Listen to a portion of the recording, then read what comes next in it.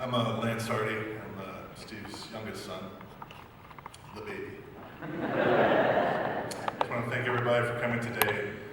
It is amazing, salve to the heart to see the number of people whose lives my father impacted positively. In the interest of communicating my dad's influence on my own life, I thought I'd share a handful of excerpts from my past with him, which I call All I Really Needed to Know I Learned from Steve Hardy. He would agree with that. From my father, Steve Hardy, I learned how to have fun. He taught me how to ride a bike, how to wrestle, how to sand sled, how to see my imagination come to life with Legos and Tinker Toys. He taught me how to play Monopoly, how to play Rummy, Uno, checkers, chess. As a side note, he also taught me how to lose. He taught me how to throw a baseball, how to catch a baseball, how to hit a baseball, and most importantly, how to get out of the way of a baseball. We practiced that a lot. Presumably for my safety, but probably for his entertainment. And we did it with tennis balls, as long as my mom was watching. Not wanting me to lose a connection with my roots due to growing up overseas, he taught me about the true culture of the Deep South.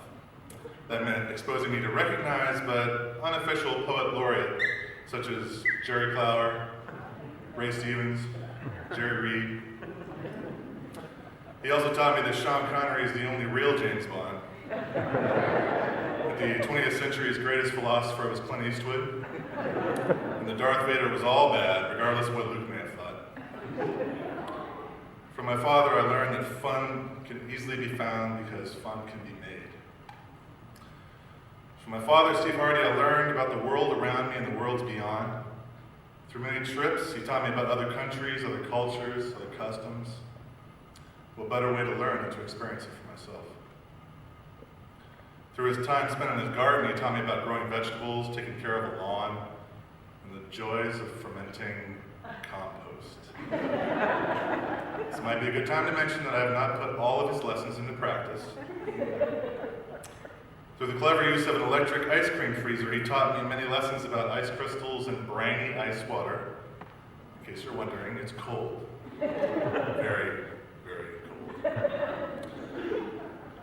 Through tales from his past and a telescope in his yard, he taught me about rockets hurtling through space, distant planets with mythical names, galaxies far beyond the reach of man, but not the reach of God.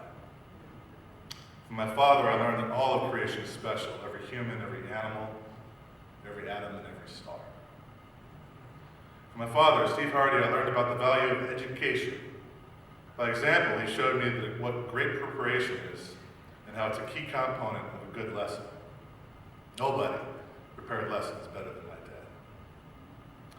By example, he showed me that having an education can open doors that would otherwise have been locked, or most likely would otherwise have been walls.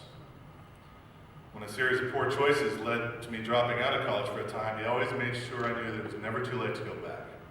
And when I finally did and graduated from the University of Florida, it had one of the biggest smiles I've ever seen. By example, he showed me what an amazing privilege and a great responsibility it is to be a teacher, whether it's from the Bible or from a math textbook. From my father, I learned that everything from apologetics to zoology concerns the truth. And when approaching the truth, one should forever strive for accuracy. From my father, Steve Hardy, I learned what to say and when to say it.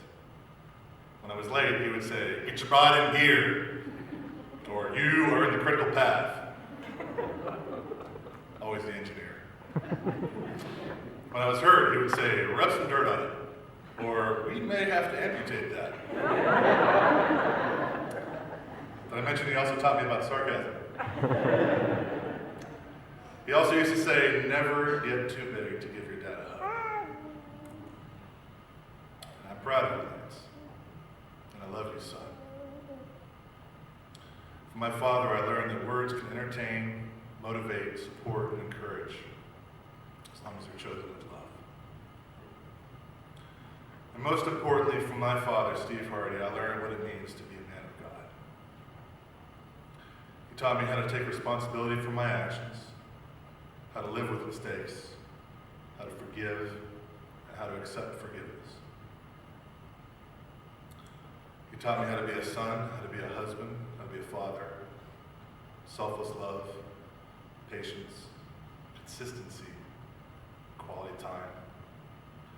In all these ways, he was an immovable rock. No matter how much I changed, or the world changed, or my friends changed, I always knew that my dad would be all of those things. Selfless, loving, patient, constant. He knew full well that the best way to teach me how to live was through modeling the life of a godly man. I don't believe that the student will ever equal the master, but I can think of no better way to honor his life than to remember and apply